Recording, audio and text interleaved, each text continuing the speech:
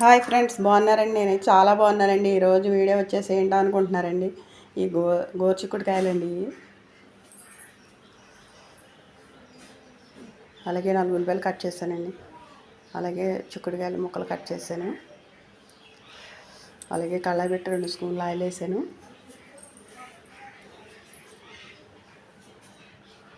ఉల్లిపాయ ముక్కలు చక్కగా మగ్గినాక అప్పుడు గోరుచిక్కుడుకాయలు ముక్కలు వేసాను.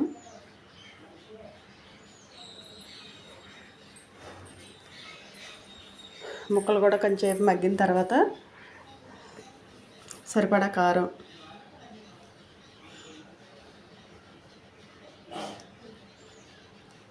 అలాగే సరిపడగా సాల్టు, సరిపడగా పసుపు, అలాగే పాలు ఒక పావు లీటర్ పైగా 1/2 లీటర్ లోపు పాలు. ఈ కర్రీ వేసుకుంటే తినకుంది తినాలనిపిస్తుందండి. అంత టేస్టీగా ఉంటుందండి ఈ కర్రీ. మీరు కూడా ఒకసారి ఇలా ట్రై చేయండి. నా వీడియో నచ్చితే ఒక లైక్ చేయండి, అలాగే కామెంట్ పెట్టండి, అలాగే షేర్ చేయండి.